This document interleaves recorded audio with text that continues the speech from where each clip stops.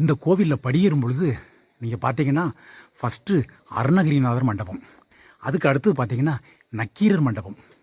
எதற்காக இந்த மண்டபம் இருக்குன்னா, மக்கள் வந்து ஓய்வு எடுப்பதற்காக இந்த மண்டபங்கள் வச்சுருக்காங்க.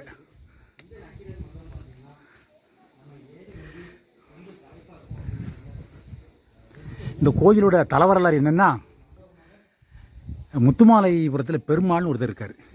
அவர் கனவில் வந்து முருகன் தோன்றி மலை மீது உள்ள அந்த சுனையில் வந்து நான் இருக்கிறேன், என்னுடைய சிலையை எடுத்து நீ அந்த பிரதிஷ்டை பண்ணு அப்படின்னு சொல்லி அவர் கனவில் சொன்னார். உடனே தான் அந்த முத்துமாலைபுரத்தில் இந்த பெருமாளுங்கவர் வந்து அந்த சுனையில் உள்ள சிலையை எடுத்து பிரதிஷ்டை பண்ணி குகைக்குள் வாழும் குகனே போற்றி என்று நம்ம பாரதியார் வந்து பாடினார். இதுதான் என்னுடைய தல வரலாறு. பல பகுதிகளிலிருந்து பக்தர்களும் மக்களும்